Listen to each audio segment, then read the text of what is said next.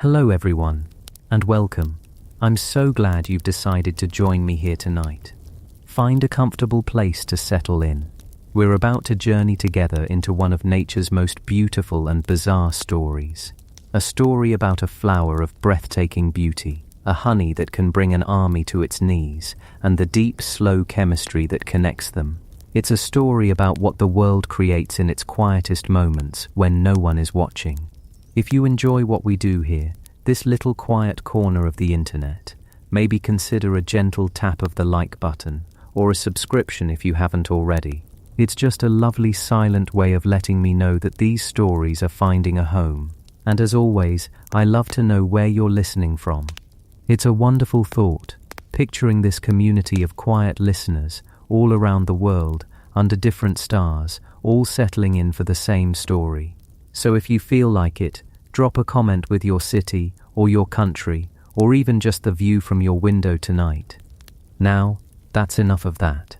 The important part is you. Let's get you ready for rest. Dim the lights if you can. Adjust your pillow until it feels just right. Take a slow, deep breath in and let it go. Feel the weight of the day begin to lift from your shoulders. Let your thoughts soften at the edges. There is nothing else you need to be doing right now. You are exactly where you need to be. Our journey tonight takes us high into misty mountains and deep into the secret life of a single drop of nectar. All you have to do is listen and rest. Chapter 1. The Grayanotoxin Garden, a natural history of the treacherous rhododendron.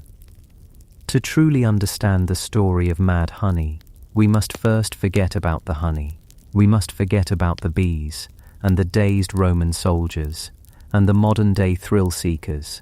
We must begin where the story truly starts, with the quiet, patient, and fantastically creative life of a plant, the rhododendron. For many of us, the word rhododendron brings to mind a familiar, friendly shrub in a suburban garden or a city park. We see its glossy, dark green leaves, tough and leathery, and in the spring, its almost impossibly vibrant clusters of flowers, pinks, purples, whites, and reds, bursting forth in a celebration of color.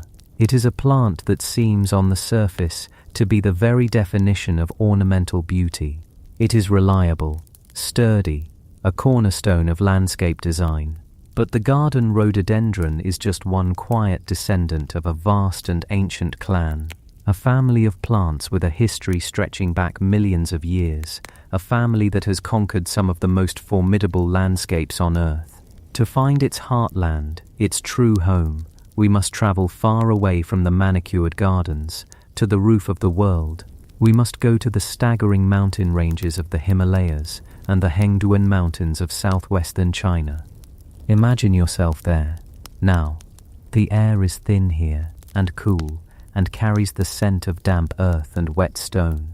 We are standing on a mountainside, thousands of feet above sea level. Below us, valleys are filled with a thick white sea of clouds, obscuring the world beneath. Above us, jagged, snow-dusted peaks tear at the deep blue of the sky. It is a landscape of profound silence and immense scale, and it is here, in this vertical world, that the rhododendron is not just a shrub, it is an entire forest. In the spring, as the monsoons begin to stir, these mountainsides undergo a transformation so complete it borders on the surreal. The slopes erupt in color. Not just patches of color, but entire vistas, painted in swathes of pigment so intense they seem to vibrate in the thin mountain air. There are rhododendron trees, 40, 50 feet tall. Their gnarled, moss-covered trunks like ancient monuments, crowned with enormous trusses of blood-red or snow-white flowers. There are sprawling thickets of rhododendrons, a tangled, impenetrable jungle of waxy leaves and blossoms of every imaginable shade of pink and purple. And nestled among the rocks there are tiny, creeping dwarf rhododendrons, their flowers like little jewels scattered across the alpine tundra. This is the cradle of their evolution, the epicenter of their diversity. Of the more than 1,000 known species of rhododendron on Earth, over half of them are found here, in this one corner of the world. This brutal, beautiful landscape was the forge that shaped them. Think of the challenges a plant faces here. The soil is thin and acidic. The winters are long and ferociously cold. In the summer, the sun's ultraviolet radiation is intense, unfiltered by a thick atmosphere. The weather can shift in an instant from brilliant sunshine to freezing fog and torrential rain. To survive here, a plant cannot be fragile. It must be an opportunist. It must be a fortress. And so the rhododendron became a master of resilience. Its leathery leaves, with their waxy coating, are a brilliant adaptation. They are nature's own version of a waterproof, sunproof coat, preventing the plant from drying out in the wind and sun, and helping it to shed the heavy monsoon rains. In the cold, the leaves of many species dramatically curl inward, drooping down to protect their vital inner structures from frost, a gesture of botanical self-preservation that is almost animal-like in its clarity. They look as though they are shivering, waiting for the sun's return. For millions of years, these plants lived and evolved in relative isolation, slowly diversifying, spreading across the mountains, each valley and slope giving rise to a new variation on their theme. They were patient, they were persistent, they were quietly, diligently, becoming one of the most successful plant genera on the planet. And as the continents drifted, as ice ages came and went, as mountain ranges rose and fell on a geological timescale that we can barely comprehend, the rhododendron began to travel. Its seeds, tiny and light as dust, were carried on the wind, borne across vast distances. Some species migrated westward, finding a home in the mountains of Turkey, particularly the lush, damp Pontic Alps that run along the coast of the Black Sea. Others found their way across the Bering Land Bridge, colonizing North America and giving rise to the native azaleas and rhododendrons of the Appalachian Mountains. Each new environment presented a new set of challenges, and each time the rhododendron adapted. It is a global traveler, a testament to the slow, relentless power of life to find a way. But through all these journeys, through all these adaptations, many of them carried with them a secret, a chemical legacy born from their ancient struggle for survival. This secret is not visible in the glorious color of their flowers or the stoic green of their leaves. It is hidden deep within their tissues, in the very sap that flows through their veins. It is a family of chemical compounds known as Grayanotoxins, and to understand them we have to shrink ourselves down, past the world we can see, into the invisible architecture of life itself. Imagine a single cell in the body of an animal, any animal, from a tiny insect to a human being. The boundary of this cell is not just a simple wall, it is a complex, intelligent membrane, studded with tiny gates and channels that control everything that goes in and out. It's a bustling city border with customs agents and security checkpoints. One of the most important of these gates is the sodium ion channel. You can think of it as a microscopic, spring-loaded door. This door is absolutely essential for nerve function. When a nerve needs to send a signal, a command to a muscle to contract, a sensation of touch from the skin, it does so by precisely opening and closing these tiny sodium doors. A flood of sodium ions rushes in, creating a tiny spark of electricity. This spark travels down the nerve like a ripple, a wave of information. Open, close, open, close. A rhythm as fundamental to animal life as a heartbeat. The entire nervous system, the very basis of thought, movement and sensation, is built on the perfect, reliable timing of these billions upon billions of little doors. Now, let's return to the rhododendron. In its leaves, its petals, and most importantly for our story, in the sweet, tempting nectar of its flowers, the plant manufactures a molecule, a grayanotoxin molecule. From a chemical perspective, it's a marvel of natural engineering. But from a functional perspective, you can think of it as a key, a very specific, very malicious key, designed by millions of years of evolution. When an animal ingests this part of the rhododendron, the grayanotoxin molecules travel through its body and arrive at the city border of its cells, and they find the little sodium doors. The grayanotoxin key fits perfectly into a special lock on that door, but it doesn't just open it and leave. It jams the mechanism. It inserts itself, turns and breaks the lock, leaving the door permanently wedged open. The result, at a cellular level, is chaos. The carefully controlled rhythm is shattered. The sodium ions, which should only rush in for a precise millisecond, now flood into the cell continuously. The nerve cell can no longer reset. It's stuck in a perpetual state of on, firing a constant, meaningless signal. It's like a stuck button on a keyboard, endlessly typing the same letter, drowning out all other communication, or a fire alarm that cannot be silenced. When this happens across millions of nerve and muscle cells at once, the body's entire communication network begins to break down. The electrical symphony of the nervous system dissolves into static, and this cellular chaos translates directly into the bizarre and frightening symptoms of what we call mad honey intoxication. The tingling sensation that starts in the extremities, the numbness around the mouth, that is the feeling of sensory nerves firing without any actual stimulus. The dizziness and confusion are the brain struggling to make sense of a storm of nonsensical data. The muscle weakness is the result of muscle cells being unable to receive clear instructions, and perhaps most dangerously, the profound slowing of the heart, the bradycardia, happens because the Grayanotoxin interferes with the delicate electrical pacing of the cardiac muscle itself.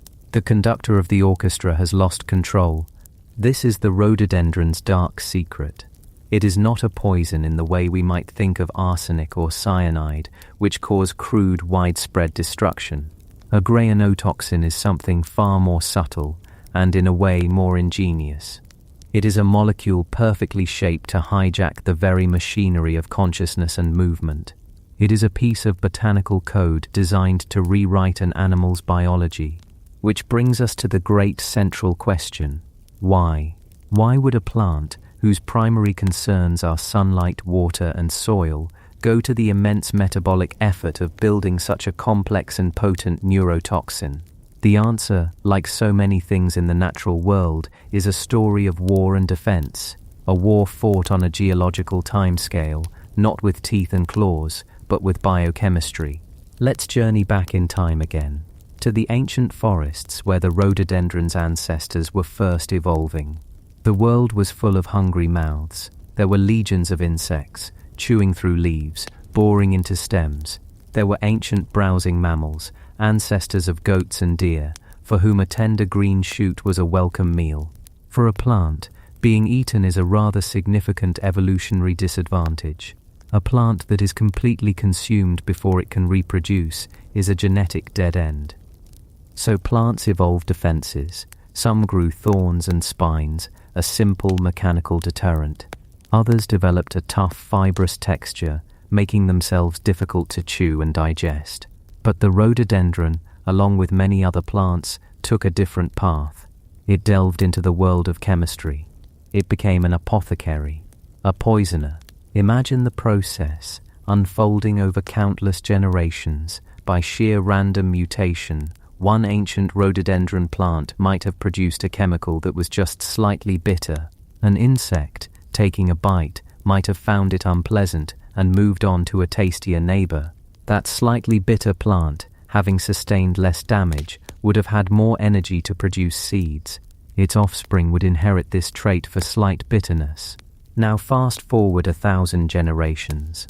Another random mutation makes the compound not just bitter, but mildly toxic, causing a browsing mammal to feel a bit sick after its meal. That mammal would learn to avoid that plant. The plant and its descendants would thrive. This is the slow, grinding, and yet incredibly powerful process of natural selection. It is an arms race. The herbivores are constantly evolving ways to tolerate plant toxins, and the plants are constantly evolving new, more potent compounds to stay one step ahead. The rhododendron was not being malicious, it was simply responding to the relentless pressure of being eaten. It was engaged in a multi-million-year conversation with the animals around it, and the language of that conversation was chemistry. The Grayanotoxin is the result of that long conversation.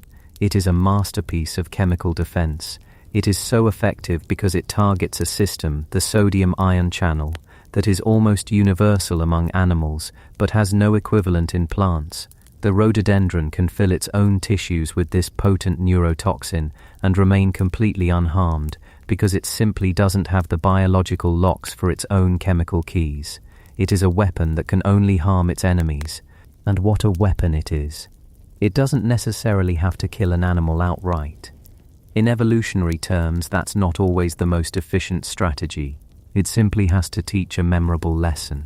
An animal that eats a rhododendron leaf and experiences a few hours of dizziness, vomiting and muscle weakness is very unlikely to ever try eating that plant again. The memory of the experience, the learned aversion, is just as powerful a defense as a lethal poison. The plant is essentially training the entire herbivore community to leave it alone. This chemical shield is what allowed the rhododendron to flourish, to climb the high mountains and to spread across the world, a beautiful fortress protected by an invisible neurological moat. But every fortress has a gate, and every defense has a potential loophole. A plant's survival depends not just on deterring its enemies, but on attracting its allies. And for a flowering plant, there is no more important ally than its pollinator. This is where our story takes a fascinating turn, introducing a paradox at the very heart of the rhododendron's existence.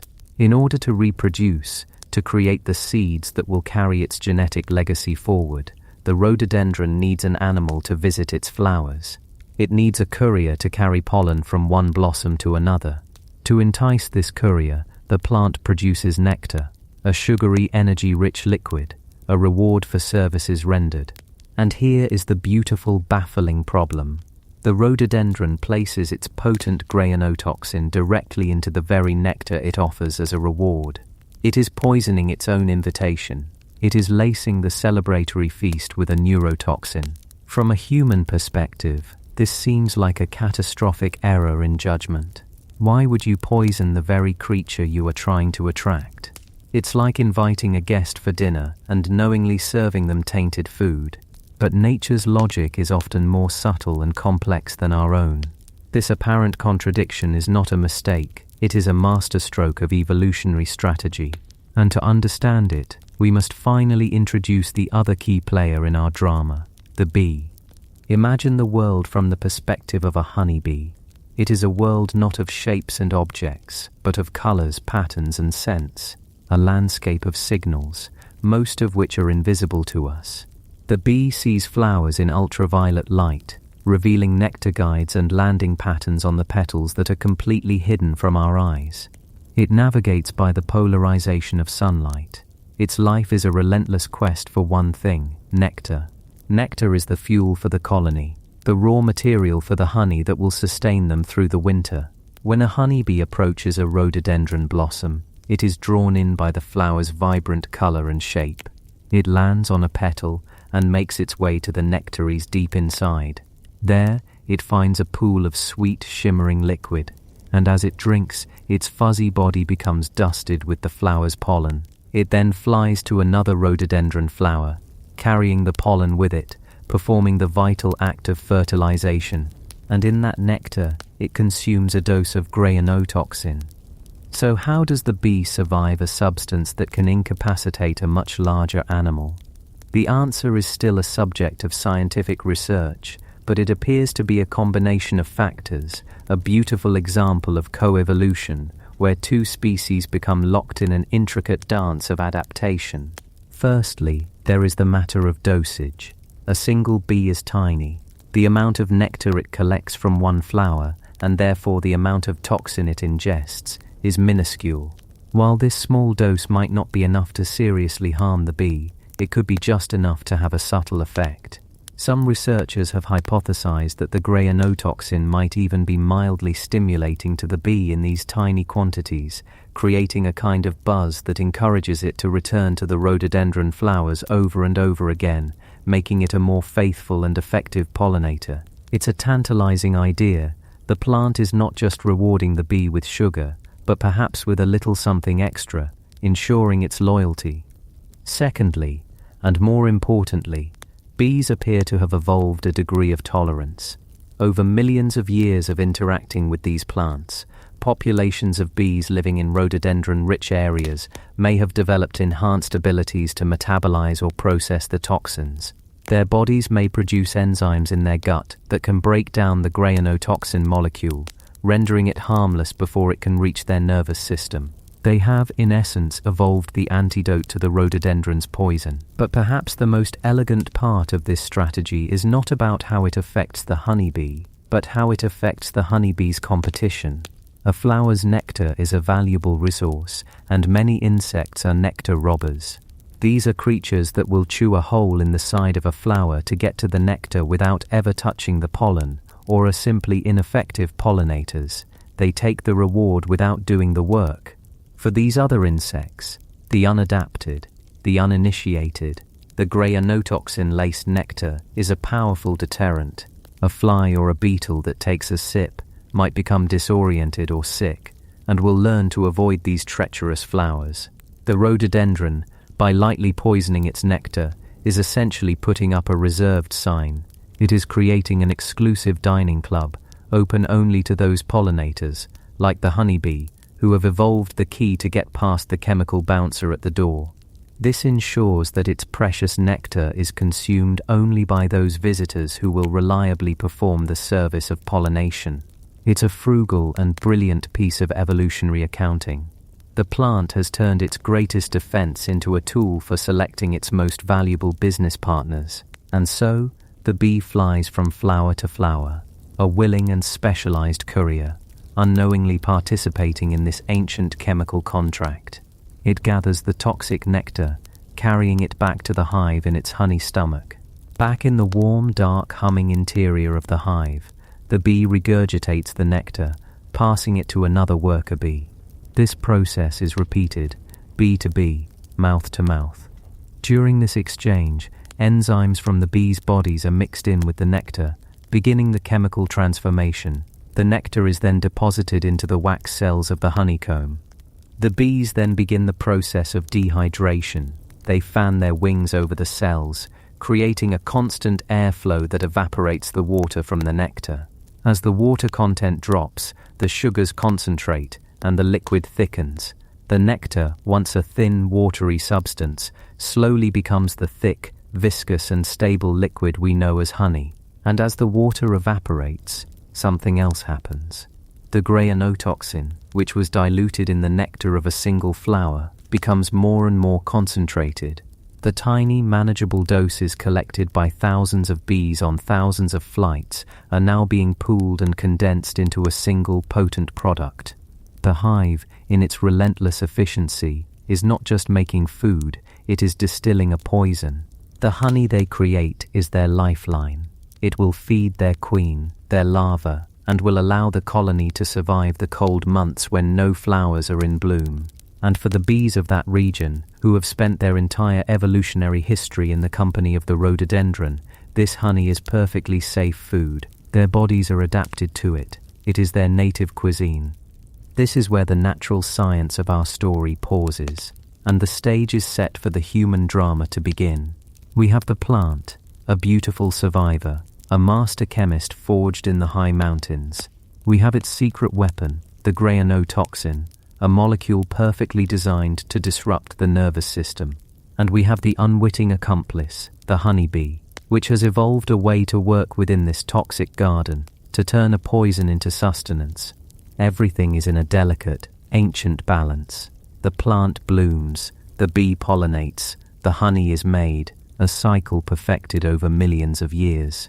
And then, into this closed, intricate system, a new animal wanders.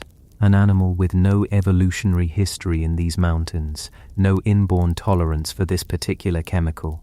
An animal that is clever and curious and always hungry, a human. When this human stumbles upon a hive in a forest of rhododendrons and tastes its honey, they are not just tasting a sweet substance, they are consuming the concentrated essence of the rhododendron's will to survive. They are introducing a multi-million-year-old neurological weapon into a body that is completely, utterly unprepared for it. And in that moment, the ancient balance is broken, and the quiet story of a flower and a bee becomes a strange and legendary chapter in the history of humankind. The Grayanotoxin garden has borne its fruit, and someone new is about to take a bite. Chapter 2. The Alchemist's Hive. Forging a toxin into a temptation. But the next mouth to taste this potent brew belongs not to a Roman soldier or a curious traveler or even to us. The next to take a bite, or rather a delicate sip, is the true and perhaps unwitting alchemist of our story. For the Grayanotoxin garden does not exist in isolation. It has a partner, an ancient collaborator who has for millennia worked with this beautiful dangerous flower.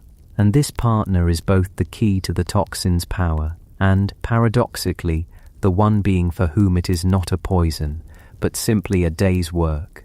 We leave the still-rooted world of the plant and follow the scent of its nectar on the wind, listening for the sound that will lead us to the next stage of our journey, a low resonant hum. It is the sound of a city of 60,000 buzzing with purpose, and its gates are not stone, but a small, unassuming opening in the trunk of an ancient oak or a hollow in a sun-warmed cliff face. This is the domain of Appius mellifera caucasica, the Caucasian honeybee, an insect perfectly sculpted by time and geography for this very landscape. She is a creature of subtle distinction. Her body is a little darker, a little grayer than her more famous European cousins. Her temperament, beekeepers will tell you, is remarkably gentle, a calm diligence that makes her a peaceful neighbor. But her most important feature, the tool that unlocks the rhododendron's secret, is her tongue, her proboscis. It is the longest of all the honeybee subspecies, a biological straw of exquisite design, capable of reaching deep into the bell-shaped blossoms that other insects might find inaccessible. She is, in every way, made for this place. Let's shrink down, past the guards at the entrance who taste the air for intruders, and join a single forager as she prepares for her flight. She has spent the cool mountain night clustered with her sisters, a living blanket of shared warmth, maintaining the hive's core temperature with the gentle vibration of their wing muscles. But now, as the morning sun cuts through the mists of the Pontic Mountains, the air warms to the perfect temperature for flight. An internal clock, set by the sun and the needs of her colony, tells her it is time. She crawls towards the light, her multifaceted eyes adjusting to the brightness. The air that flows over her antennae is a library of information. It tells her the humidity, the temperature, the direction of the wind, and most importantly, it carries the chemical signature of her destination. Today, like every day this week, the air is thick with one scent above all others, the heavy, sweet, almost intoxicating perfume of Rhododendron ponticum. She launches herself into the air, her four wings beating over 200 times a second, creating that signature hum that is the very sound of summer. From her perspective, the world is a tapestry of greens and browns, but she is not looking for leaves or soil. She is looking for a very specific shade of purple, a color her eyes are tuned to recognize as a promise of reward. Below her, the landscape is not a gentle meadow of mixed wildflowers. Here, in the high valleys of the Black Sea region, the rhododendron does not just grow, it dominates. It forms vast, impenetrable thickets known as chaparral, a sea of waxy green leaves, and for a few precious weeks in late spring, a breathtaking, unbroken ocean of violet-purple blossoms. This is the key to the creation of delibal. It is the principle of monofloral honey. A bee is a creature of efficiency. She will not waste energy flying miles for a lesser source of food when a feast is on her doorstep. When the rhododendrons are in bloom, they are so overwhelmingly abundant that they become the only viable option. The hive's entire workforce, tens of thousands of foragers, will focus their efforts almost exclusively on this single toxic flower. It isn't a choice, so much as an inevitability, dictated by the frugal economics of nature. Our forager descends, spiraling towards a particularly vibrant cluster of flowers. She lands with a practiced gentleness on the lip of a blossom. Her 6 legs, covered in tiny hairs, grip the petal's surface. She is a perfect weight, heavy enough to be stable, but light enough not to damage the delicate structure. She crawls inside, and for a moment the world is a soft, translucent dome of purple. The air is thick with pollen and the close, heady scent of the nectar. At the base of the flower, glistening in the dim light, are the nectaries, the wells of sugar-rich liquid the plant produces. She extends her long proboscis, a marvel of biological engineering. It is not a simple tube, but a complex hairy tongue that she can unfurl and dip into the nectar. Capillary action helps draw the liquid up, and a tiny pump in her head, a pharyngeal pump, does the rest, pulling the sweet fluid into her body. But this is not her true stomach. The nectar travels to a special, separate organ called the crop, or the honey stomach. This is her collection basket, a biological carrying vessel that keeps the nectar separate from the food she is digesting for her own energy. And in that moment of collection, she sips in the Grayanotoxin. To her, it is just part of the flavor profile.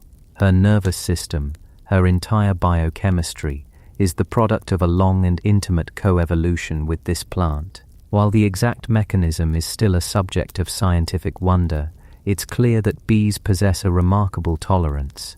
Perhaps they have enzymes that can break down the toxin, or perhaps their neural receptors are simply not affected in the same way ours are. For the bee, this chemical weapon is disarmed. It is nothing more than a faint, bitter aftertaste in a life-giving meal. She has cracked the code. She will visit dozens, perhaps 100 of these flowers, her honey stomach slowly filling with the precious, dangerous liquid. On her legs, you can see tiny baskets, the corbicula, which she has been diligently packing with the sticky yellow pollen from the flower's anthers. This is the protein for the hive, the food for the young. But the nectar, the liquid in her honey stomach, that is the currency of the colony. That is the carbohydrate, the energy that will fuel the entire city. Once her honey stomach is full, a load that might equal half her own body weight, she begins the journey home, and as she flies, the alchemy begins. Inside her honey stomach, glands begin to secrete a crucial enzyme called invertase. This enzyme is a molecular artisan. Its job is to begin breaking down the complex sugars in the nectar, primarily sucrose, into simpler, more manageable sugars, glucose and fructose. Think of it as a form of pre-digestion. She is not just carrying the raw material, she is beginning the refining process mid-flight. She arrives back at the hive, a familiar scent guiding her to the entrance. The guards inspect her, tasting the air around her to ensure she is a member of the colony. She passes the test and crawls into the warm, humming darkness. The air inside is thick with the smell of beeswax, of tens of thousands of her sisters, and the sweet, fermenting scent of honey in the making. She finds a house bee, one of the younger generation whose job is to work within the hive. The two bees face each other, their antennae touching in a flurry of communication, and then a process of incredible intimacy and efficiency begins. It is called trophallaxis. Our forager regurgitates the nectar from her honey stomach, and the house bee extends her own tongue to receive it. This is not a simple transfer, it is a passing of the torch. The house bee takes the nectar into her own honey stomach, where her own glands add more invertase to the mix.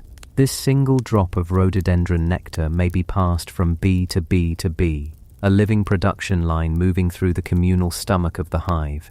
Each transfer adds more enzymes, breaking down the sugars further and further, transforming the raw nectar into something closer to honey. It is a process of refinement, of shared labor, where the work of thousands of individuals is combined into a single perfect product. After this chain of exchanges, the now enriched nectar is ready for the next stage. A bee carries the fluid deep into the hive, to the racks of honeycomb. Here we see the work of nature as a master architect. Perfect, hexagonal cells of beeswax, secreted from special glands on the bees' abdomens and molded with mathematical precision. The hexagon is the most efficient shape in nature for storing liquid, using the minimum amount of wax to hold the maximum amount of honey. It is a feat of engineering that humans would need complex mathematics to replicate, but which the bees achieve through pure, beautiful instinct. The bee deposits her drop of processed nectar into one of these empty wax cells. But the work is not yet done. This liquid is still too watery, about 80% water in fact. If left like this, it would ferment and spoil. True honey needs to have a water content below about 18%. At that low concentration, the sugar solution is so dense that it is antimicrobial. Bacteria and yeast cannot grow in it. It becomes one of nature's most perfect preservatives. So how do they remove over 60% of the water from millions of tiny drops of nectar stored deep within a dark, crowded hive? They create a ventilation system. Thousands of bees align themselves in corridors throughout the hive and begin to beat their wings. They don't fly, but they fan, creating a steady, controlled airflow. A gentle, continuous breeze flows through the entire colony. You can feel it if you place your hand near the entrance of a busy hive, a current of warm, humid air being pushed out and cooler, drier air being pulled in. The entire hive becomes a single collective lung, a slow, gentle and incredibly effective dehumidifier, powered by the tireless muscles of its citizens. Hour after hour, day after day, this gentle fanning continues. The water in the nectar slowly evaporates. The sugars become more and more concentrated. The liquid thickens, growing richer, denser, and as the water leaves, something else becomes more concentrated too, the Grayanotoxin. It does not evaporate, it remains. The very process that makes the honey stable, that makes it a perfect food source for the winter, is the same process that intensifies its hidden power, turning a diluted nectar into a potent, concentrated dose. Finally, when the water content is just right, a worker bee will cap the cell with a fresh white seal of beeswax. It is a pantry, perfectly stocked, a single gleaming airtight jar of fuel, ready for the lean months ahead. And within that jar is not just sugar. It is the distilled essence of a Pontic mountainside in late spring.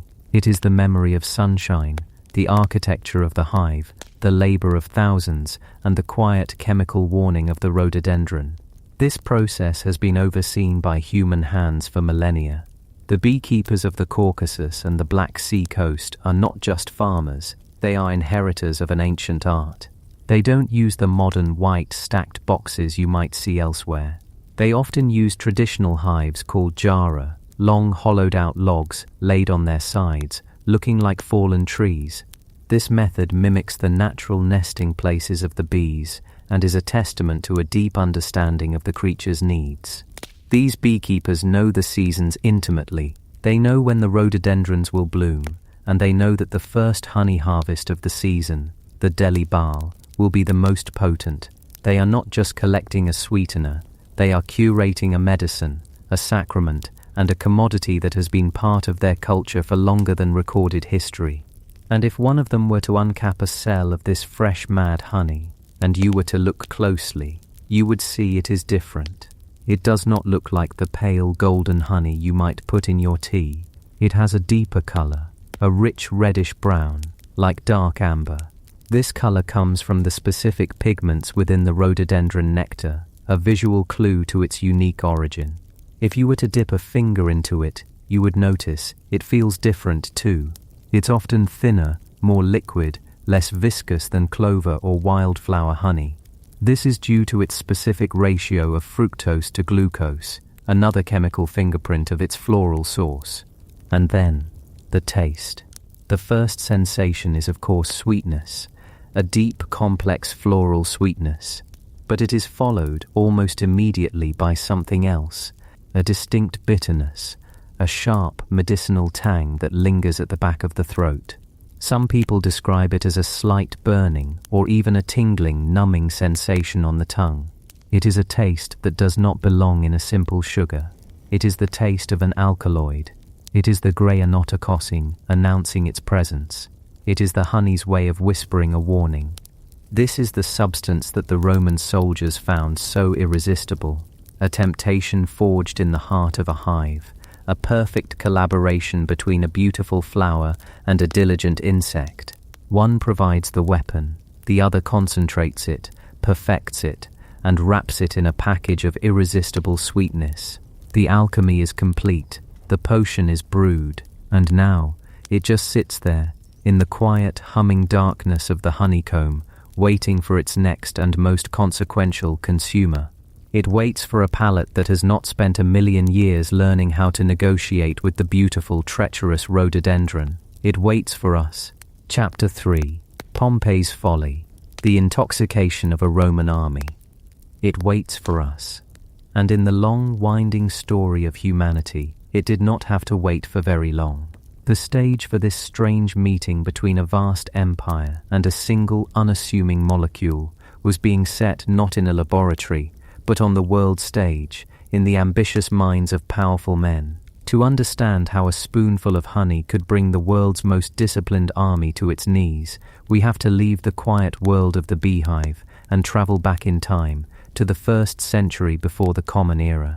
We need to step into a world of clanking armor, of leather sandals worn thin on dusty roads, and of the unshakable Roman belief that the entire world was simply a prize waiting to be claimed.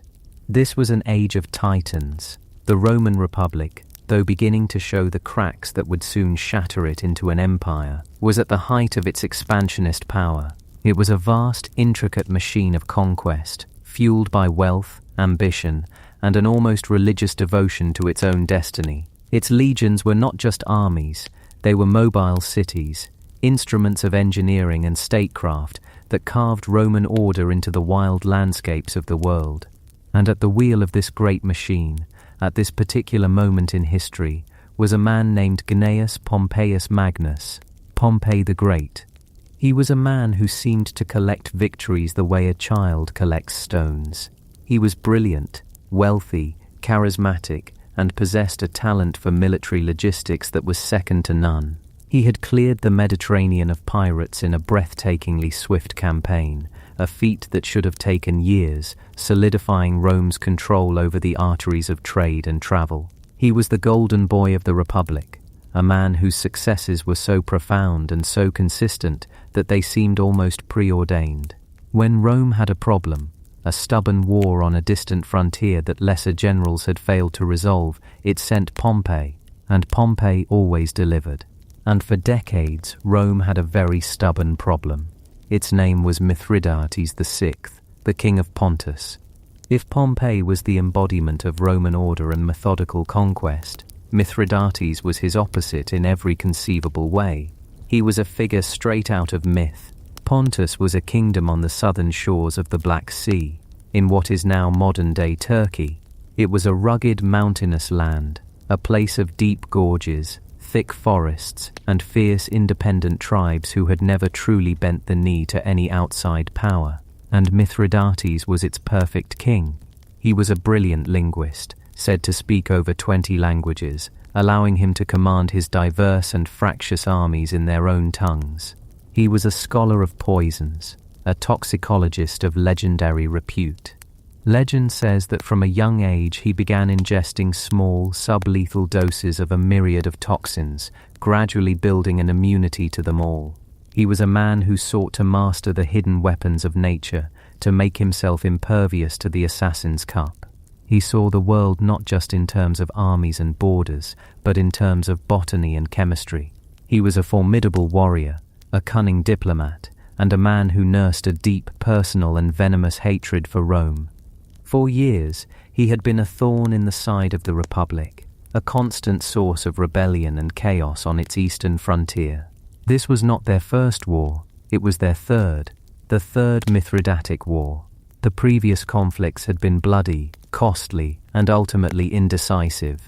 Mithridates would be defeated, would retreat into the wild heartlands of his kingdom, and would re-emerge time and again with a new army and a renewed spirit of defiance. He was the great nemesis, the shadow that Pompey the Great was finally sent to extinguish. So let us picture the scene.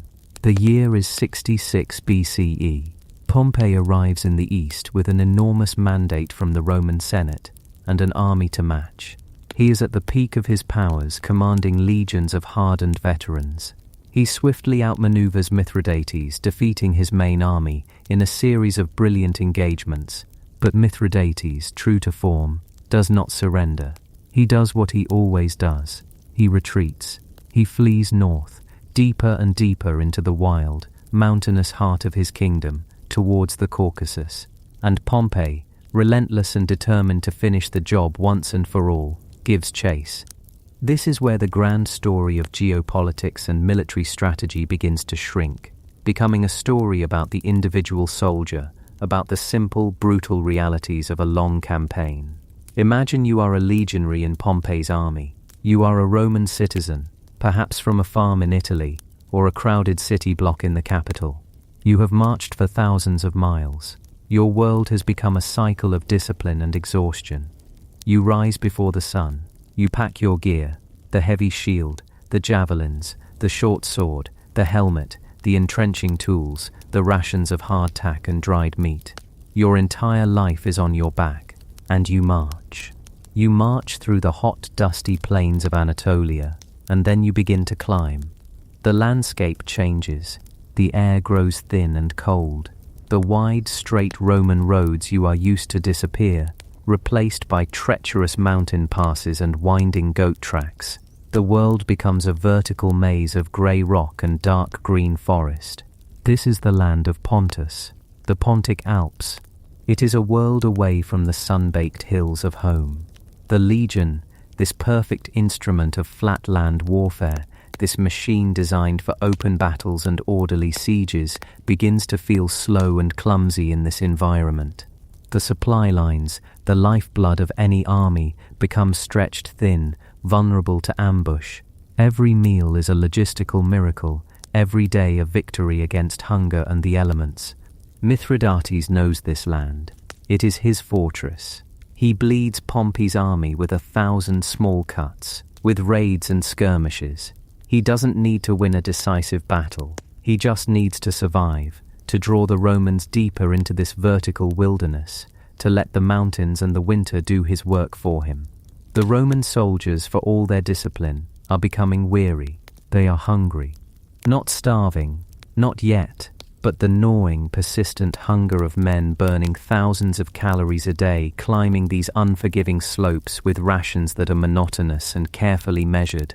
Their thoughts would turn, as they always do for soldiers far from home, to the simple comfort of fresh food, a piece of fruit, a bit of cheese, anything to break the monotony of dried grain. Pompey, ever the brilliant logistician, understands the danger. He is chasing a ghost through a landscape that is itself an enemy. He splits his forces, sending out smaller detachments to secure passes, to scout ahead, to forage for local supplies.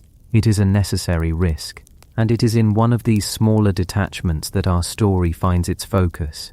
Let us follow 3 of these soldiers, a reconnaissance party perhaps, or a foraging patrol, moving carefully through the dense, unfamiliar forest. The trees here are thick with rhododendron. In the spring and early summer, these mountainsides are set ablaze with colour, pinks, purples, whites and yellows. The air is thick with their sweet, heavy scent. But for these soldiers, it is just scenery. They are not botanists. They are tired, hungry men, scanning the woods not for beauty, but for sustenance. We can imagine their relief, their quiet joy when they stumble upon it. A clearing, perhaps, where a fallen log or a rocky outcrop is humming with activity. Bees, hundreds of them, thousands, pouring in and out of a wild hive. And where there are bees, there is honey. To these men, it must have felt like a gift from the gods. Here, in this hostile wilderness, was a treasure trove of pure, liquid energy, a taste of sweetness in a world of sweat and dust. The ancient writer Strabo, a geographer and historian who was himself from Pontus and knew these lands well, tells us what happened next. His account is chilling in its simplicity. He speaks of the local tribes, the Heptacomates, who lived in these mountains, and he says that Pompey's soldiers, finding honeycombs, ate the honey and lost their senses. Let's pause here and reconstruct that moment. The soldiers would have approached the hive with caution, using smoke from a torch to pacify the bees, a technique as old as humanity. They would have broken off heavy chunks of the waxy comb, dripping with the dark, thick honey. It would have tasted intensely sweet, perhaps with a slightly bitter, floral aftertaste they couldn't quite place. It was food. It was a luxury. It was a welcome reprieve from the hard life of the march. They would have eaten their fill, perhaps laughing and joking, feeling the immediate rush of sugar reinvigorating their tired muscles. They would have packed more to take back to their comrades. It was a successful forage, and then things would have started to go wrong. The first sign might have been subtle, a strange tingling sensation around the mouth and in the fingertips, a slight dizziness, as if they had stood up too quickly. They might have dismissed it, attributing it to their exhaustion or the richness of the honey, but the feeling wouldn't pass. It would intensify. A wave of nausea would rise from their stomachs. The world would begin to tilt and swim before their eyes. The quiet sounds of the forest, the wind in the pines, the chirping of a bird would become distorted, echoing strangely in their ears. The Grayanotoxin was beginning its work. It was binding to the sodium ion channels in their nerve cells, forcing them open, causing a constant, uncontrolled flood of electrical signals. The body's intricate communication network was being hijacked. Imagine a telephone system where every line is suddenly opened at once, creating a cacophony of noise, a storm of meaningless static where clear messages once flowed. Their nervous systems were screaming into a void.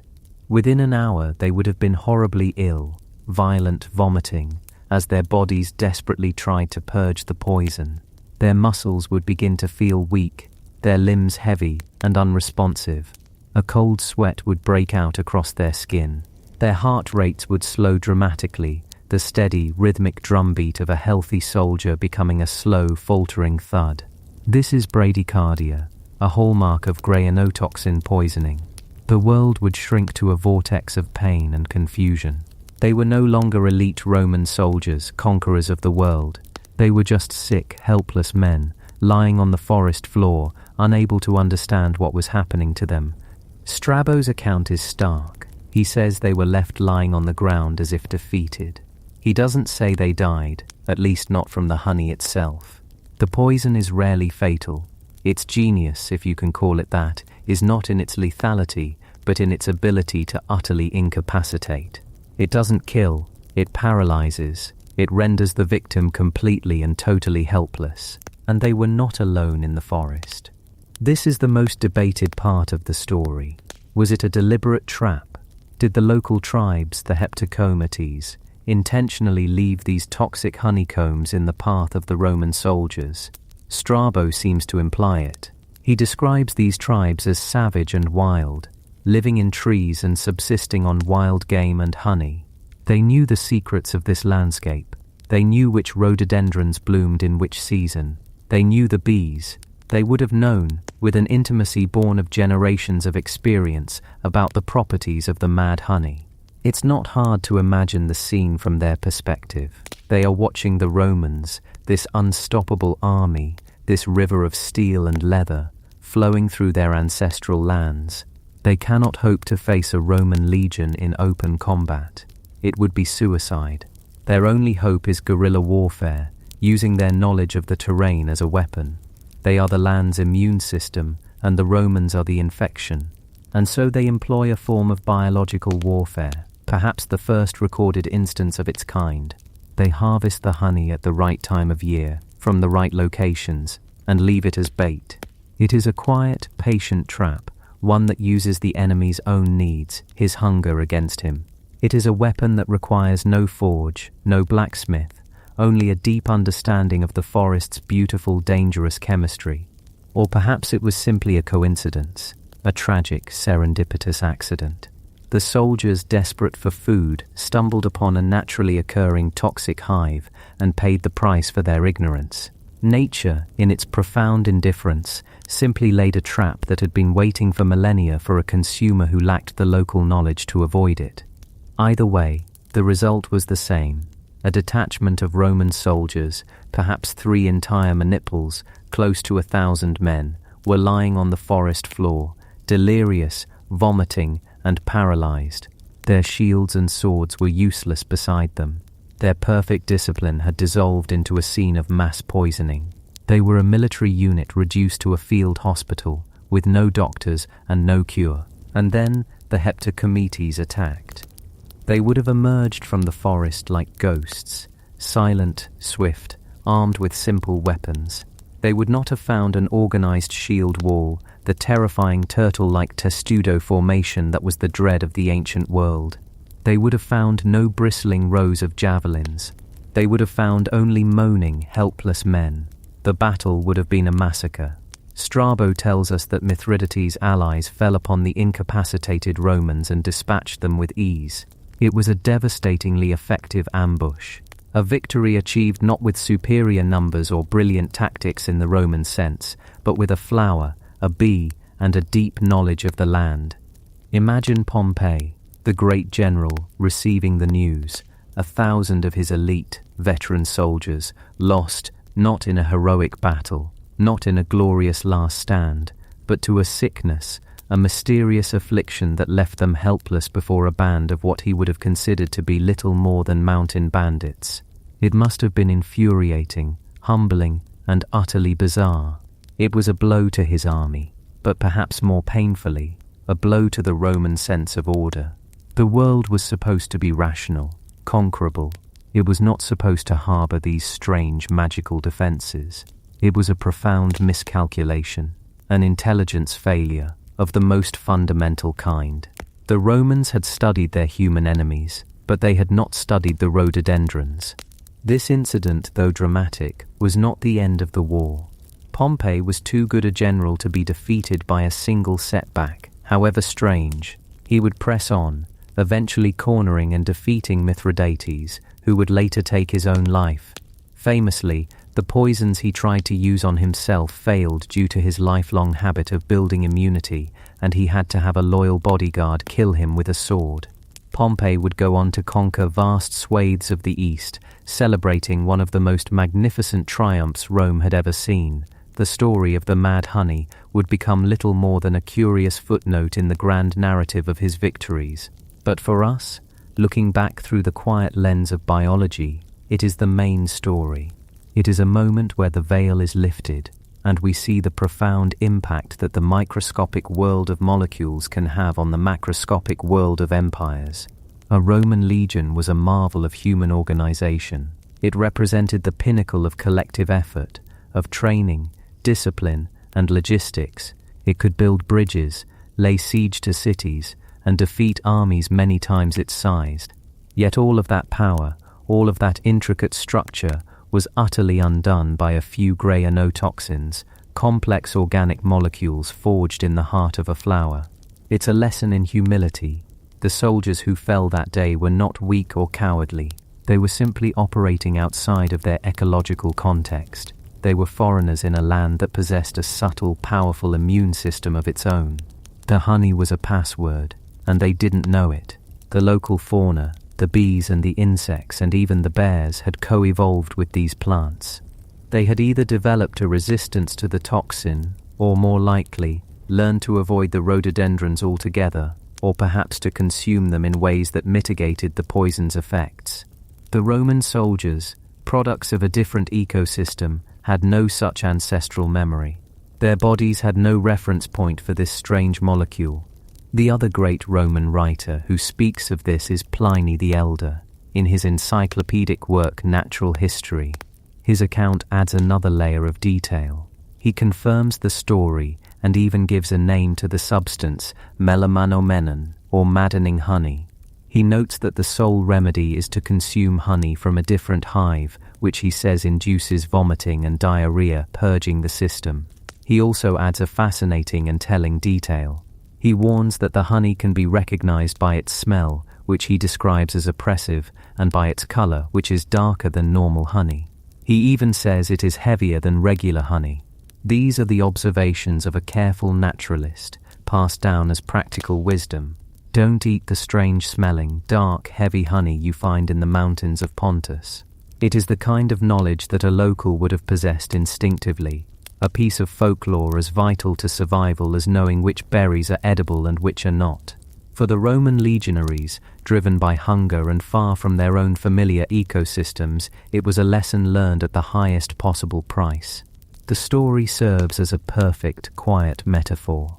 An army, no matter how powerful, is ultimately a biological entity. It is a collection of living bodies that require fuel, water, and shelter. It is vulnerable to disease, to poison, to the subtle chemistry of the environment it moves through. Pompey could plan for enemy armies, for ambushes and sieges, but how do you plan for a toxic landscape? How do you write a field manual for the chemical defenses of a flower you've never seen? We can imagine the survivors of that patrol, the ones who were not killed in the ambush but were perhaps found later, weak and recovering. What story would they tell? They would speak of a strange bewitchment, of a sudden inexplicable madness that stole their strength and clouded their minds. In a world without molecular biology, it would have seemed like a form of dark magic, a curse laid upon them by the savage gods of this alien land. And in a way, they would have been right. It was magic of a sort. The quiet, patient, and utterly indifferent magic of evolution. The rhododendron had not evolved its grayanotoxins to thwart a Roman invasion. The plant is not sentient. It has no strategy. It simply developed a chemical defense over millions of years to deter herbivores, to protect its leaves and precious flowers from being eaten. It is a microscopic suit of armor. The bee, in turn, is simply a pollinator, a courier. It is drawn to the flower's nectar, a reward for its services. The bee has a much higher tolerance for the grayanotoxin than we do. It collects the nectar, carries it back to the hive, and through its own quiet alchemy, transforms it into honey. The bee is not a poisoner, it is a laborer. The final act in this chain of causality is the consumer, and on that day, in 66 BCE, the consumer was Homo sapiens, specifically, a group of them with no evolved or learned defense. The system worked perfectly.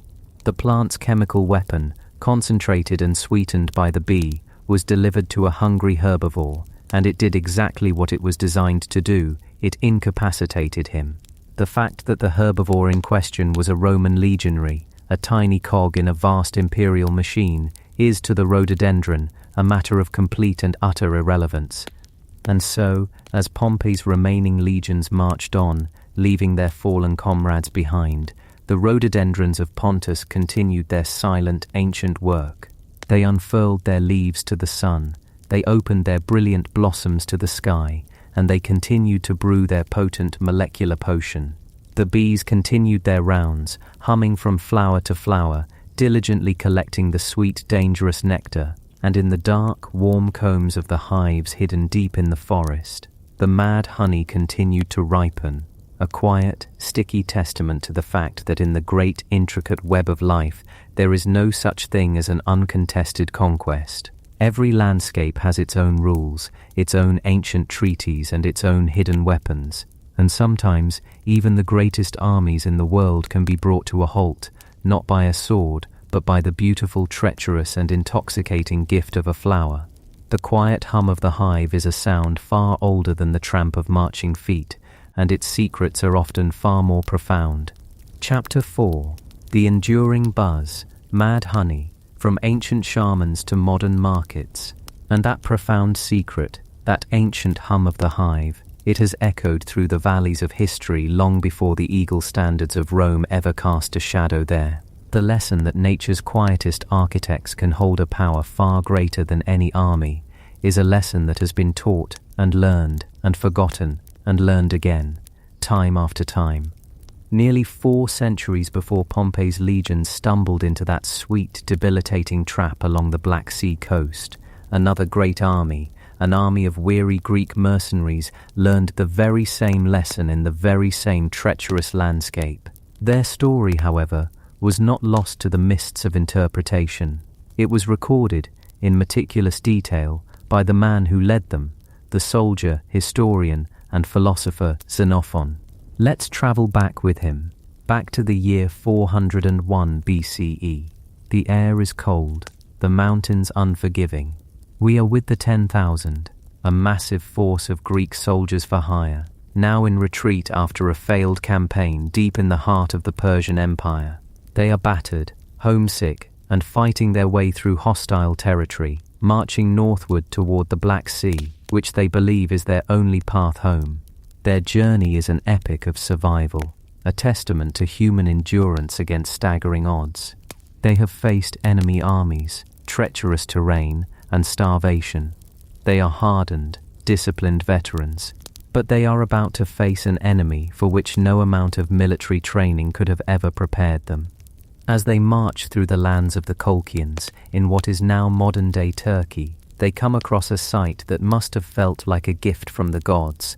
The hillsides are dotted with apiaries, countless beehives left untended by the locals who have fled before the army's advance. For soldiers who have been living on scraps, whose bodies ache for sustenance, the discovery of honey is more than just food. It's a luxury, a taste of sweetness in a bitter world. It promises energy, comfort, a moment of respite. Xenophon, in his account known as the Anabasis, describes the scene with the clarity of a field commander. The men, seeing the honey, do not hesitate. They descend upon the hives, scooping out the thick golden liquid with their hands, with the butts of their spears, with whatever they can find. They eat it with a ravenous hunger born of weeks of deprivation. At first, there is only relief, the simple, profound pleasure of a full belly and a sweet taste. But soon, a strange and unsettling wave begins to wash over the camp. The men who had eaten only a little, Xenophon writes, behaved as if they were very drunk. They stumbled, their words slurred, their laughter echoing unnaturally in the mountain air. A strange euphoria, a giddy carelessness settled over them. But for those who had eaten their fill, the experience was far more terrifying.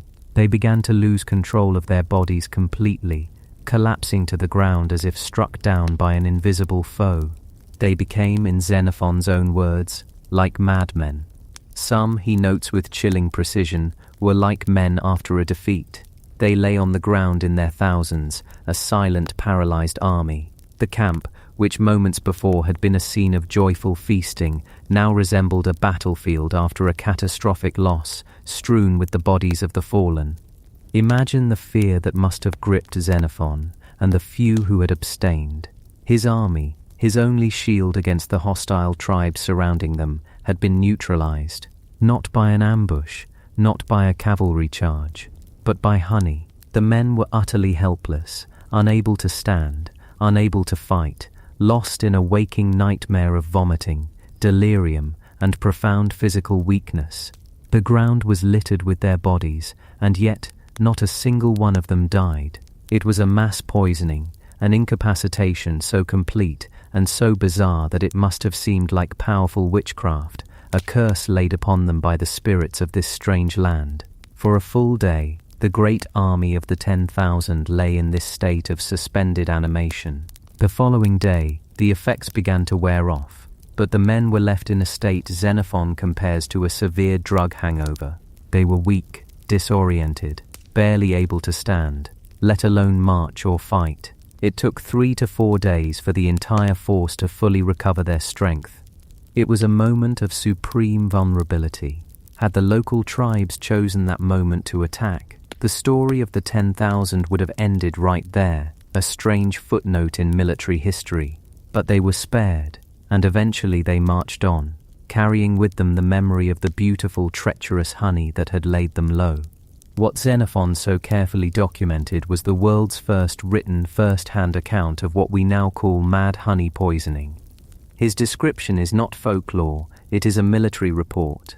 The symptoms he outlines, the initial euphoria, the drunkenness, the vomiting, the paralysis, the loss of consciousness, and the eventual recovery, are a perfect clinical match for the effects of Grayanotoxin poisoning. The bees in that region, just like the ones that would later trouble Pompey's legions, had been foraging on the nectar of Rhododendron ponticum and Rhododendron luteum, the very same flowering shrubs whose nectar contains this potent neurotoxin. This account is so important because it anchors the story of mad honey, not in myth, but in observable history. It tells us that for at least 2.5 millennia, humans in this part of the world have been living alongside this strange natural phenomenon. It wasn't just a random accident that befell a couple of invading armies. It was, and is, an intrinsic part of the ecology of the Black Sea region, a secret partnership between a flower, a bee, and the very chemistry of the land itself. The experiences of these Greek and Roman soldiers were merely a dramatic, large-scale glimpse into a deep and ancient cultural relationship with this substance, a relationship that extends far beyond the battlefield and into the realms of medicine, spirituality, and commerce. For the people who have lived in these mountains for countless generations, the properties of this honey were no secret. They were a part of the local wisdom, a form of natural knowledge passed down from parent to child. It was a tool, a medicine, and a danger, all at once. Something to be understood, respected, and used with extreme care. In the traditional folk medicine of the Caucasus region, particularly in Turkey and Georgia, small, carefully measured doses of mad honey, known locally as deli bal, have been used for centuries. Imagine a small, mountain village, nestled in a valley where the rhododendrons paint the hillsides in vibrant shades of purple and yellow each spring. Here, the local healer might keep a special small pot of this dark, reddish honey, set apart from the rest. For them, it is not a food, but a potent medicine. A villager suffering from hypertension or high blood pressure might be given a tiny spoonful, no bigger than a fingernail. The grayanotoxins, in this controlled dose, act as a powerful vasodilator, causing the blood vessels to relax and widen, which in turn lowers blood pressure. The same effect that could incapacitate a soldier could, with expert knowledge, be used to regulate a dangerously strained circulatory system. It was also used to treat stomach ailments, the logic perhaps being that its emetic properties could help purge the body of sickness. And in a world before modern rheumatology, it was sometimes applied topically or ingested in small amounts as a treatment for the pain of arthritis and other joint disorders. The tingling, numbing sensation caused by the neurotoxin could be seen as a way of fighting the deeper chronic pain within the body. But its most famous traditional use, and the one that has given it a certain mystique, is as a purported aphrodisiac. Especially for older men, a small dose was believed to enhance sexual performance and stamina. This belief likely stems from the physiological effects of the toxin, the lightheadedness, the feeling of warmth spreading through the body, the slight euphoria, and the increased heart rate that can occur with a small dose. It was seen as a way to reclaim a youthful vigor, a natural elixir sourced from the most vibrant and dangerous flowers on the mountain. This use, of course, walks a very fine line. The difference between a dose that produces the desired effect and one that leads to a medical emergency is incredibly small. The potency of the honey can vary dramatically from hive to hive, season to season, and even within the same honeycomb. It depends entirely on which flowers the bees have visited most recently. A comb saturated with rhododendron nectar will be far more potent than one with a mix of nectars. The local knowledge, therefore, was everything. It was an empirical science, learned through generations of trial and error, where the cost of a miscalculation could be severe. This deep cultural knowledge isn't limited to the Caucasus. If we travel eastward across continents to another great mountain range, the Himalayas, we find a parallel tradition. In the steep, verdant valleys of Nepal, another species of rhododendron flourishes, and another species of bee produces a version of mad honey, known there as red honey. Here it is harvested by the Gurung people, in a tradition that is both breathtakingly dangerous and deeply spiritual. The honey is collected not from managed hives in a village, but from wild colonies of the world's largest honeybee, Apis dorsata laboriosa, the Himalayan giant honeybee. These bees build enormous, crescent-shaped combs that hang from the sheer faces of granite cliffs, hundreds, sometimes thousands of feet above the valley floor. To harvest this honey is an act of incredible courage and skill, a tradition that has been passed down for centuries. Let us join one of these honey hunting expeditions, just for a moment. The journey begins with a ritual. The honey hunters gather to offer prayers and sacrifices to the forest and cliff gods. They ask for permission to take the honey and for protection during their dangerous task. There is a profound sense of respect, an understanding that they are not conquering nature but are guests participating in an ancient symbiotic relationship. They are not taking from the bees, they are receiving a gift, one that must be earned. The equipment is simple, almost alarmingly so. The ladder is handmade from long strands of woven bamboo rope. It is not a rigid structure, but a soft, swaying ladder that will hang against the rock face. The tools are a few long bamboo poles, called tangos, one to pry the honeycomb from the rock, and another fitted with a basket to catch it. The hunters wear simple clothing, perhaps a thick tunic, but often no specialized protective gear against the bees. Their primary defense is smoke. At the base of the cliff, a fire is lit with green leaves and branches to create a thick, billowing smoke. As the smoke rises, it drifts up the cliff face and engulfs the massive honeycombs. The smoke doesn't anger the bees, it pacifies them. It masks their alarm pheromones, the chemical signals they use to coordinate a defensive attack, and it encourages them to engorge themselves on honey, a natural response to a perceived forest fire, which makes them more lethargic and less inclined to sting. Then, the lead honey hunter begins his ascent. He climbs the swaying rope ladder, a lone figure against a vast wall of stone. Below him, the ground drops away into a dizzying void. Above him, the giant bees, each nearly an inch long, form a shimmering, humming curtain around their comb. It is a slow, methodical climb, requiring immense strength, balance, and a complete absence of fear. He is a vertical acrobat, performing a sacred and perilous ballet. Once he reaches the level of the comb, he anchors himself to the ladder, suspended in mid-air. His partners on the cliff top and at the base below communicate with him through shouts that echo across the valley. He uses one long pole to nudge and gently irritate the bees, encouraging them to leave the comb. With the other, he carefully pries a large section of the dark red honeycomb away from the rock. The comb, heavy with honey and larvae, swings free and is skillfully maneuvered into the waiting basket, which is then carefully lowered on a rope to the team below. The process is repeated, section by section, until a sustainable portion of the harvest is taken. They never take the whole comb, always leaving enough for the colony to rebuild and survive. It is a profound act of ecological balance, born not of modern conservation theory, but of ancient wisdom. To destroy the colony would be to destroy the source of this gift for future generations. The honey they collect, this Himalayan red honey, is darker and more bitter than typical honey, and it carries the same psychoactive properties as the delicacy of Turkey. For the Gurung people, it holds a similar place in their traditional medicine. It is used in small quantities to treat pain, to act as an antiseptic, and as a powerful tonic. It is a source of income, a valuable commodity that can be sold or traded, but its use is deeply embedded in a cultural context of respect and caution. They know its power intimately. They know the stories of those who have taken too much, who have fallen into the same strange sickness that afflicted Xenophon's soldiers.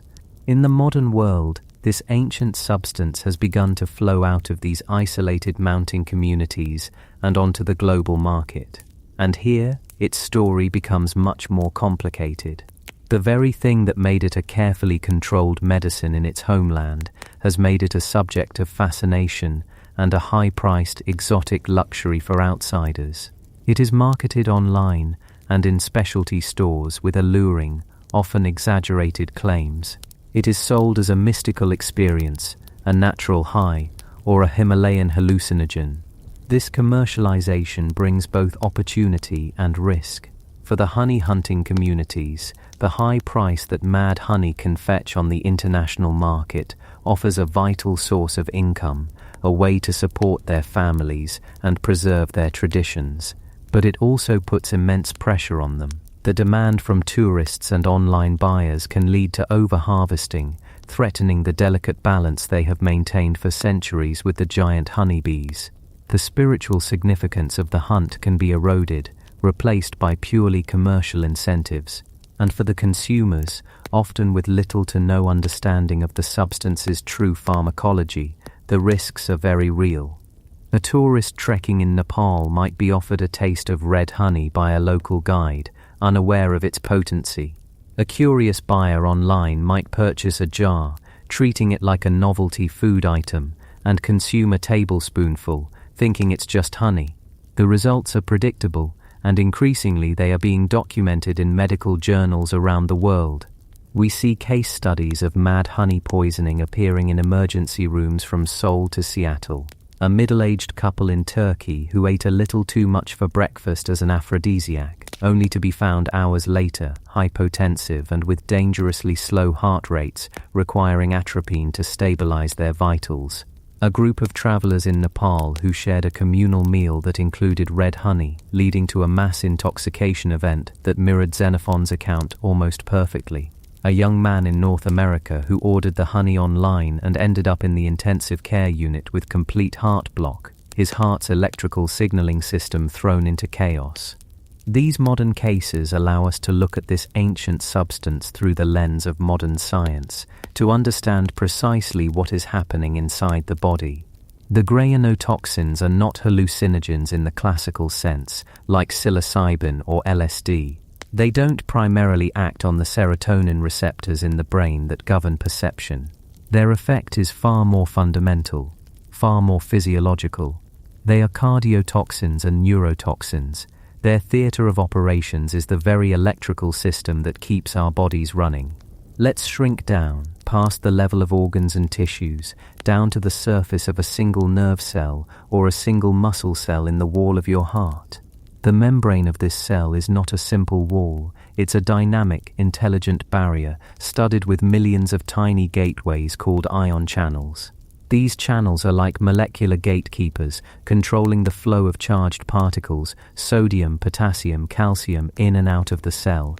The precise timed opening and closing of these gates is what creates the electrical impulses that allow nerves to fire, muscles to contract, and your heart to beat in its steady, life-sustaining rhythm. Specifically, the grayanotoxin targets the voltage-gated sodium channels. Think of them as the primary on switch for a cell. When a signal arrives, these gates snap open, allowing a rush of sodium ions into the cell. This creates a spark of positive charge, an electrical potential that propagates down the nerve or triggers the muscle contraction. Immediately after, the gates snap shut and lock, preventing any more sodium from entering. This allows the cell to reset, to repolarize, ready for the next signal. This open-close-lock cycle happens with breathtaking speed and precision, millions of times a second, all throughout your body. The grayanotoxin molecule is like a key that fits perfectly into the lock of this sodium channel. But it's a malicious key. When it binds to the channel, it forces it open and keeps it open. It prevents the gate from closing and locking. The on switch is now stuck in the on position. Sodium ions continuously leak into the cell, which becomes permanently depolarized. It can no longer reset. It can no longer fire a proper signal. Now imagine this happening across your entire nervous and cardiovascular system. In the heart, the specialized pacemaker cells that regulate its rhythm can no longer function correctly. The steady, strong signal to contract is disrupted, replaced by a chaotic, uncontrolled state. The heart rate plummets, a condition known as bradycardia. The force of the heart's contractions weakens. The smooth muscle in the walls of your blood vessels also becomes affected, causing them to relax and dilate uncontrollably. This leads to a sudden dramatic drop in blood pressure, or hypotension. The signals from the vagus nerve, the great wandering nerve that acts as a primary brake on the heart, become amplified. This is what causes the most severe cardiac symptoms, including the frightening condition of atrioventricular block, where the electrical signal from the heart's upper chambers can't reach the lower chambers. At the same time, the brain is being affected. The constant firing of neurons leads to dizziness, confusion, and blurred vision. The body's sensory information becomes distorted. The world begins to swim and blur. The digestive system goes into overdrive, leading to nausea and vomiting. In severe cases, the lack of blood flow to the brain can cause seizures and loss of consciousness. It is a systemic hijacking of the body's most fundamental electrical controls. And yet, for all this terrifying power, grayanotoxin poisoning is almost never fatal in otherwise healthy individuals.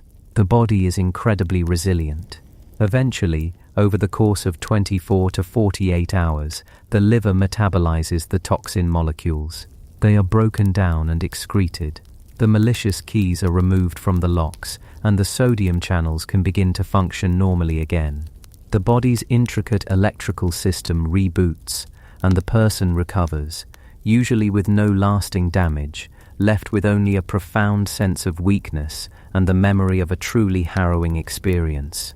Modern medicine can support the body through this process, using fluids to manage hypotension and drugs like atropine to counteract the overstimulation of the vagus nerve and bring the heart rate back up to a safe level. But ultimately, the cure is simply time. This strange duality defines mad honey. It is a substance that can bring a modern human to the brink of cardiovascular collapse, and yet it is also a substance that a traditional healer might use to treat the very same system. It is a natural compound that can be both a medicine and a poison, depending entirely on the dose. This is not unusual in pharmacology. Many of our most powerful medicines are derived from natural toxins. Toxin, a drug used to treat heart failure, comes from the foxglove plant, which is famously poisonous. The key, as always, is knowledge, control, and respect for the power contained within. And so, today, mad honey exists in a strange liminal space. In some countries, its sale is illegal or tightly controlled, classified as a dangerous substance. In others, it is a celebrated, high-end gourmet product, sold in tiny, expensive jars in the food halls of luxury department stores, prized for its unique flavor profile and the tingling sensation it produces in the mouth, a faint echo of its true power. And in the shadowy corners of the internet, it thrives on the black market, sold with whispered promises of psychedelic journeys it cannot actually deliver, a dangerous game of biochemical roulette for the uninformed. It is a substance that connects the ancient world to the modern, the shaman's hut to the hospital's emergency room, the perilous cliffs of the Himalayas to the brightly lit aisles of a global marketplace. It is a testament to humanity's enduring fascination with the hidden chemistry of the natural world, our timeless quest for substances that can alter our consciousness, heal our bodies, or simply offer us a new experience. We began our journey with a flower, the beautiful and unassuming rhododendron, a plant that decided, through the slow, patient process of evolution, to lace its nectar with a powerful defense. A chemical shield intended to deter herbivores, but which, through a strange twist of fate, did not deter the bees. The bees, in turn, became the unwitting couriers of this potent compound, concentrating it into a golden, viscous liquid that has both nourished and tormented humans for millennia. From the Greek mercenaries lying paralyzed in a field, to the Roman legions brought to their knees, to the Gurung honey hunter suspended by a thread against a cliff face, to the modern tourist experiencing a terrifying bout of bradycardia, the story of mad honey is a story of intersection. It is where botany, entomology, human history, and pharmacology all converge in a single sticky spoonful. It reminds us that nature is not a passive backdrop for human drama. It is an active participant with its own agency, its own power, and its own secrets. And sometimes those secrets are not hidden in the jaws of a great predator or the venom of a snake, but in the most innocent and inviting of places, the heart of a flower, transformed by a bee into a substance that is at once a food, a medicine, a poison, and a mystery. The quiet hum of the hive is indeed a sound far older than the tramp of marching feet, and its secrets, as we have seen, are not just profound, they are enduring, still buzzing in our world, still challenging us to listen, to learn, and to respect the wild, intricate, and sometimes dangerous beauty of it all.